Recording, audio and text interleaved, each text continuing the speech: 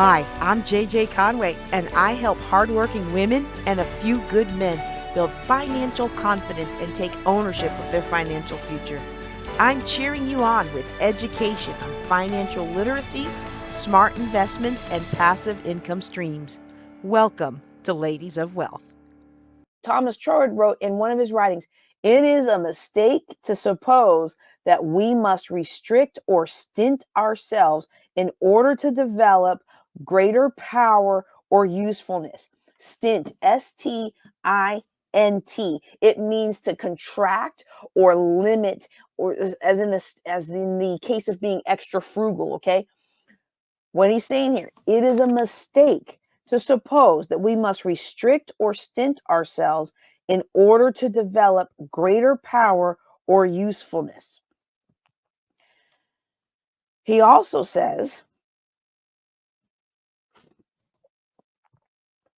says, when we're drawing from the infinite, we need never be afraid of taking more than our fair share. Ooh, I like that, y'all. I really like that. When we're drawing from the infinite, we need never be afraid of taking more than our fair share.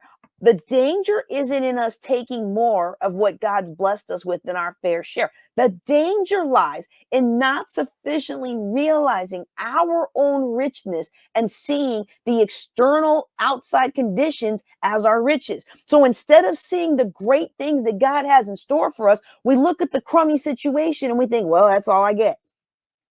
This concept is so powerful, y'all. So powerful. And we were talking I think it was in the group coaching or something like that a couple days ago about the idea that people accept. I accept that I'm spiritual. I believe abundance for me. But do you really believe it's for you? I mean, if you did, would you be playing so small? Would you be so fearful? Would you be afraid of stepping out? Sometimes I wonder if we believe things, but then our actions, no. We think we believe things, but then our actions tell a different story, don't they? Our attitudes tell a different story. But let me read it. When we're drawing from the infinite, you need never be afraid of taking more than your fair share. Have you been afraid of taking more than your fair share? Because if God's love is infinite for his children, then your fair share is infinite. You know, I, I can share a story of when I first started teaching. I would tell people, like, I believe you can be, do, and have anything you want. Oh yeah. And I would lift them up, gas them up, as my son would say. And I really did believe that for them. I just didn't believe it for me. It's the difference between abundance mindset and prosperity consciousness. Thomas Troward says, I thought I had the book back here. It's a mistake. It's a right here. It's a mistake. Hold on. What's the mistake? Just restrict ourselves. It's a mistake. Thomas Troward says it's a mistake for us to restrict or stint ourselves in order for us to develop greater power or usefulness. And we have to think about it. Well, what does that mean? What is he saying here? And what he's saying here is we create and develop a learning model. Now, don't hear what he's not saying, okay? As your resident financial planner, I may not be your actual financial planner unless you engage me and we have a contract, but as somebody who's throwing out general useful financial guidance to the populace, he is not talking about spend up all your credit cards and things like that, because after all, I don't want to be restricted. Okay, that's not what he's saying here. Okay, what is he saying? He's saying that we create and develop a learning model, that at a very early age we are restricting bringing forward our full potential and our full giftedness. So he's saying it's a mistake that you should think that you should restrict yourself in order to somehow get your needs met. And that's what this sentence is really saying. And we do this all the time to get our needs met, especially when we're young, because at a very early age, perhaps one of our greatest needs, is for acceptance, this need for belonging, right? Well, most of us, let's be real about it. Most of us did not grow up in a house or home of unconditional love. Many of us did not fit into this dominant culture of influence, and the other 4, 5, 6, 7-year-old kids on the playground, they made sure we knew it, because most of us didn't have at that age an awareness of God's perfection in our life, that He expresses through us and as us, right? That He uses us to do great things, even though we ourselves are not that great, right? So for this reason, at an early age, we form a learning model that has us withhold or withdraw our natural state of being, that state of perfection that God wants for us. And we begin to bring out this opposite of our perfection, this polar opposite of our perfection in Him, and that is a place of restriction. And if we look at the opposite of restriction in our natural state, it's liberation. In our natural state, it's expansion. In our natural state, it's enlargement. In our natural state, it's freedom. And we talked a little bit about the how God created the body, the soul, and the spirit, and the soul is really kind of that essence of us. It's who we are. That's our soul, the seat of our personality. It's not our spirit. I mean, our spirit is what helps us commune with God, but our soul was given to us by God. And a lot of us feel like in order to grow closer to God, we have to tamp it down and chain it up and put away that. You don't need to have an imagination. You don't need to have feelings. You should just be a robot. God did not create us to be no robots. God did not create us to be robots. Yes, I have degrees. I know how to speak proper. But God didn't create you to be no robot. He created you to be an example of His glory. He created you to always be growing in fuller expression and fuller expansion of His will here on earth. He created you to be something great, greater than what the world has said that you're supposed to be. There is greatness in all of us, especially if we are walking with the Lord. Walking with the Lord as children of faith, we always talk about yielding will of God. We're submitting this and that to the will of God, but that's yielding, that's submission, not restriction. I yield my type A, get the stuff done, don't care if I hurt your feelings, personality to the Lord. And more, He's telling me, you ought to start caring about hurting people's feelings just a little bit more. But you know what? But you know what, though? There are times when the Lord will say, ask this and ask this and ask that. And I'll be like, I don't want to be that person. I don't want to be that one. I don't want to be that one. And sure enough, no one will ask it, and I'll ask it. And then one year we went to our jurisdictional meeting, and we had our business meeting with all the pastors. And the Lord gave me this and this and this. There was 3 separate questions. And I was just like, Lord, can I just please have a break? I don't want to be the bad guy for yet another meeting. Could you please just let somebody else ask the question? I feel honored that you trust me enough to ask me to ask this, because you know that I will yield and I will submit. I will do what the Lord told me to do. I will do what I feel the Lord called me to do. Whether you like it or not, I'm going to do what I feel like God had called me to do. But I said, Lord, please, can I just have a break? Could this cup just pass away from me, right? Y'all, I got in that meeting, and sure enough, 3 separate leaders in our jurisdiction. One asked the one question, one asked the other question, and one asked the third question. I said, oh Lord, thank you, Jesus. I know He hears my prayer. Okay. But I'm telling you that story because I don't want you to feel like you have to restrict yourself to do God's will. Now, we have to yield to His will, but I'm gonna be honest with you. If I was to restrict instead of yield, if I was to restrict instead of submit, there are a lot of people who would not be saved that the Lord used me to bring to Him. Maybe somebody else would have come along 10 years later, but right now they're living a life of abundance that they wouldn't have had the timeline that they had, if the Lord hadn't used me, and if he didn't know that because I am bold and because I will speak what I feel like the Lord told me to speak, that he could tell me, go up to this person and pray for them, or go up to this person and say that to him. See, people have all kinds of things that they want to tear you down, but the Lord knows you got something to offer, and other people will sit around scared, but it's time for you to take your place. Other people will be like, well, I don't know, but the Lord knows it's time for you to go out there and do what he wants you to do, and he's trusting you that you will do it because you have this skill set, you have this talent, or maybe you weren't born with the talent, maybe it's a gift he gave to you. Like, I know I can't sing. I mean, I'm not a songbird. I ain't a singer. My voice is, I was in that Promise production with all them people who can really sing, like people who record with Maverick City Music and all these other big names, and they're in the background like, oh, like a Disney princess, and I'm back there like, well, I'm gonna keep my mouth shut. But you know what the Lord showed me? The Lord showed me, well, you're not a singer, but you are obedient to the director, and you do what the director tells you to do. You don't question it. You don't try to fix it up.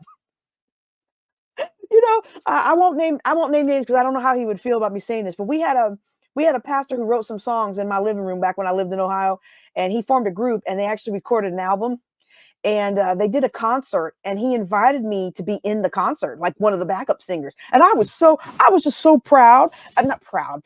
I was proud. Let me just be honest. But I got to be one of the backup singers. Like, everybody knows that I sing in the key of duck, right? So I was just like, what? And so I'm all happy. I get up there and he gives us the part and I sing it. And this is no joke. I thought to myself, wow, this is so plain. I really could fix this up. And then I thought, you know what? This is my first day out. I should just do what he said to do on my first day as part of the group. And the first performance as part of the group, right? And so we get into the performance, and then we get to rehearsing our second one, and for our second one, and he said the reason I put people like Sister Janine in the group is because the rest of y'all are singers, and when I give you the part, you're thinking in your mind, well, I could really fix that up, and I need people who are going to sing what I visioned for them to sing. I was like, well,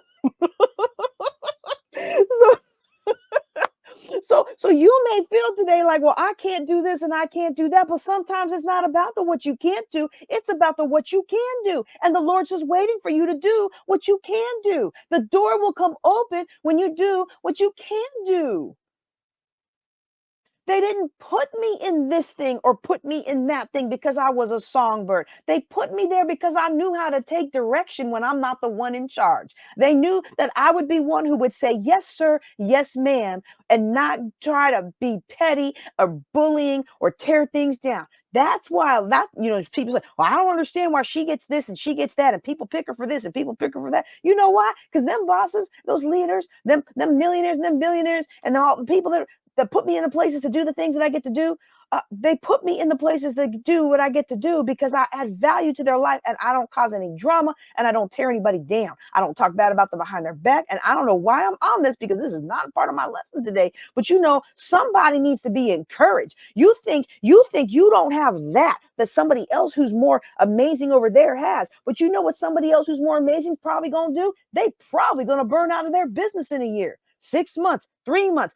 You know what? In February, mid-February, you're gonna get an email. I'm sorry. I've been MIA for the last month. I really overworked, and I had to take time out for myself, and I had to give myself some self-care because if we don't prioritize ourselves, ain't nobody else gonna prioritize ourselves. Y'all know what I'm talking about. Some of us have sent that email once a year, twice a year for a couple years.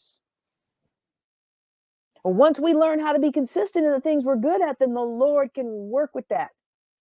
And once you learn how to be consistent, there are a lot of people out there who are better than I am, but I just kept going.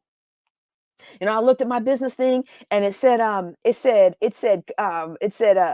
my original business that I opened up was in 1999. I've been in business since 1999. And I still have the web host company. I don't do anything with it. I sold it and then I bought it back because the person who was doing it, they weren't taking care of my clients. And so I don't advertise it. I don't build, don't ask me for a website. I'm gonna charge you $20 million because I don't want to do it. But I take care of my original, I take care of the people that are with me, you know.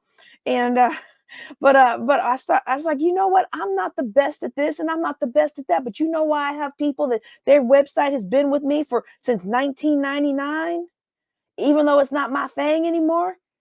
Because I'm consistent and I make things right. I can't always make it all the way right. If I can't make it right, I make it better. And if I can't make it better, then I yield and I apologize and I don't make that promise again. So, anyway, we have to understand you got other internal properties that the Lord can use in you. It's not always about the surface value, it's not always about what other people see. What other people see don't matter.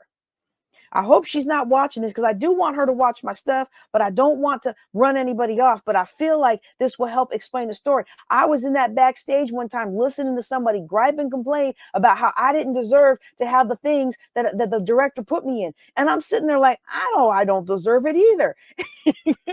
I really don't deserve it. I can't sing. But my husband encouraged me.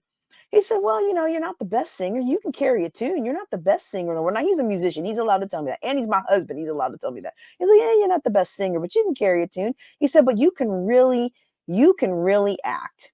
He said, your facial expressions, people can look at you and know exactly what your character is thinking, and you don't even have to say a word. And I was like, oh. And he said, so that's probably why the director put you in all, because I had 3 different roles this last one. But it broke my heart a little bit to hear people complaining about me when I knew they were right. Like really, they were right. I did not deserve in my mind and in their mind. But you know what? If the director wants it, if the director wants it, then who are we to question? If the Lord gave you the vision, the Lord gave you the vision. I don't know why he didn't give it to amazing sister so and so. I don't know why he didn't give it to super confident brother so and so. I don't know why he didn't give it to your son who's so good on camera. I don't know why he didn't give it to your parents who have all the money and all the wealth and all the influence after a lifetime of living, right? Like I don't know. All I know is if you will just proceed in faith, the Lord can do great things through you. You have to yield, you have to submit, but not restrict. Oh, good stuff right there. I wish somebody would drop that in the chat. I don't know if you are dropping stuff in the chat. I've got an error from the streaming thing that says that my chat box that shows me the chats, it says there's an error. So everything that's in there, all I'm getting is error, error, error. So I don't know if y'all are seeing anything, but if you do and you like what we're doing, go ahead and if you can, go ahead and write something in there. Let me know what some takeaways are or something like that, and we'll see if it's just me or not. But we don't want to be like the business world, the motivational speaking world, that everything is God and everything is this and everything's that. That's not what we're talking about today. And we're not talking about putting ourselves above the Lord. But when we're restricting or being restricted or not fully expressing, that's not the natural state that God created for us. He created us and he said that we were supposed to have dominion. And yes, there's a curse upon the earth, but when we come into the household of faith, then there's a lot of that curse that no longer applies to us. And I think it's really worth thinking about these things over and over and over because we need to be empowered. Okay, we need to be empowered and in our natural state, and we talked about this before. We don't need to go through unreasonable machinations just to be a channel for these higher states of consciousness to flow through us. We don't have to take substances or put ourselves in some precarious positions just to have access to the ideas and the consciousness that everybody else has. If you don't know any musicians in certain genres, you may not know of all the things they do to get the ideas. And when I used to write fiction, the things that I used to do or the things that I was connected to in order for the muse to show up, okay? You don't have to go through all those things because the answers are there. Everything we need is right at your fingertips. It's just outside of your conscious awareness. It's already there in that spiritual part of us, yearning to be expressed through our soul and our body. It's quietly calling us forward to do more, to be more, to be more.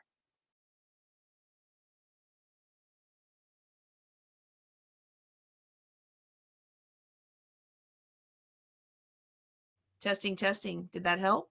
Oh, I think we're back, y'all. Okay, I think we're back. I think we're back. Okay, it's showing me green dots to say y'all can hear me again. Woo! You know what? That's the devil. You see what I'm saying? Do you see how insidious the enemy is? Oh my goodness. He don't want you to get this today. He don't want you to get this today because he knows that you're going to take what the Lord has given you and you are going to run with it and you're going to do something amazing. Some of you are going to go out there and you're going to change the lives of children all around your city, all around your state. Somebody else out there, you're gonna heed the call. The Lord's been drawing on your heart to chase after him and to dig more deeply into him and to begin to share your testimony with others. And the Lord's going to use it to just change the nature of people's lives in your community. Somebody else out there, you're going to be called to start a new school. Somebody else out there, you're going to be called to open up a business. And even though it's a business, it still serves to up level people's lives. Some of you out there, you're going to be called to take this next step of action to grow and expand your impact and your influence. And I don't know what it is, but it's going to be great. And that's why the enemy fights so hard to make sure you don't get anything that's going to encourage you along that route. Oh, you're going to get TikTok. You're going to get the, do I look ugly? You're going to get that video. You're going to get the people dancing on the escalator. You're going to get that video. All right. You're going to get my baby daddy slept with my mama. You're going to get that video, but heaven forbid you get a video on something that's going to change your life. And because the enemy knows that you are hanging on to this and you're like, wow, this was made just for me. This content is just for me today. Then he wants to make sure you don't get it. So now this is really speaking to you. I'm not saying this from a sales perspective. I really don't need your $3. Okay. But I got to cover the expenses of hosting the system. You need to go now to jjclink.com/flow and you need to get the workbook. And it's going to also come with the audio to this that you can download and listen to over and over, like while you're walking or while you're driving. Okay. And then you can also get the video that you can watch.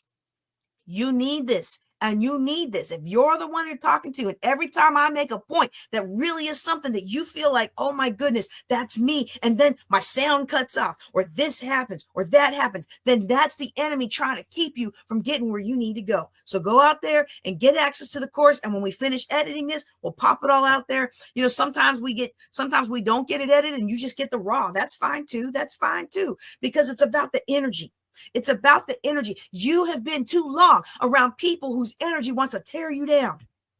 You have been too long around people whose energy makes you feel like you can't do it. You need to be around more people like me who believe you can do it. You know why I believe you can do it? Because if the Lord brought you to it, he'll get you through it. And if the Lord put it in your mind, then he's going to equip you with everything you need to make it happen. That's how he rolls. I don't always understand the ins and outs of things that the Lord calls me to. And sometimes the Lord calls me to something and I'm thinking it's going to happen this way, but then the Lord turns around and it happens that way. And you want to take the next step, but you just don't know that you can't. You need to be around people like me who have tried the Lord and found him to be faithful. You need to be around people like me who have tried the Lord. And when he said go, and you say, well, Lord, I'm not sure if my health is going to hold up. I can't drive like I used to could. And then he says go. And then you find yourselves 8 hours later in the town doing what it is he told you to do. Oh, my brother, my sister, the Lord has something great for you. And I want you to listen to my words, not because I'm vain, but because you need somebody in your corner letting you know that you can do it, that God is on your side, and there is greatness in you waiting to be expressed. And if you are walking in a state of excellence right now, there are higher heights and deeper depths for you in the Lord. Ooh, yes, yes, yes, yes, yes. All right. I don't know about you, but I find it very inspiring. I'm inspiring my own self today. Okay. So we don't always, we don't always, we don't always find the flow. We don't create the flow. What we do is we become a better channel for the flow through us. And for me, that gives me some comfort because I don't have to be perfect. I don't have to be elevated. I like to be elevated. I like to live excellently. I like to be a woman of faith and power. However, I have my own human limitations.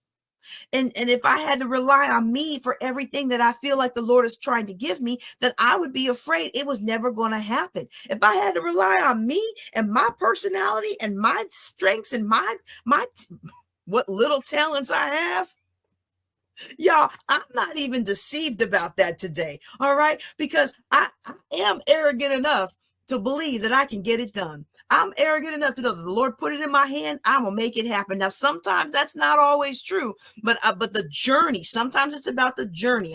I think of something in my life recently where I realized I did not accomplish the mission, but the Lord didn't put it in my hand for me to accomplish the mission. He put it in my hand for me to grow by trying to accomplish the mission, right? So I am that person, right? Like I never met a problem I don't think I can solve. Because if I can't solve it, the Lord can, right? But at the end of the day, I really don't have a whole lot of talent. I really don't have a whole lot of I don't know what the right word is, but when you think of somebody who's got this and got that, like I don't have the family background, I don't have the I don't come from generational wealth, I don't have, I had learning issues and things like that growing up. Like I am not the one, but I am the one because the Lord uses me and he fills me with everything he needs me to have so that I can do what he's called me to do. And if I don't have the money to make it happen, he touches the king's heart to not need the money, or he touches another king's heart to provide the money, or queen's heart. And some of you today, you're like, well, I'm not, you don't have to. You don't have to build the channel. You have to be intentional about seeking the flow and removing blocks to the flow of God's will in your life. We have to be intentional about removing the blocks to allow it to flow, okay? Don't forget to like this episode, subscribe to the channel, and ask your question at ladiesofwealth.com.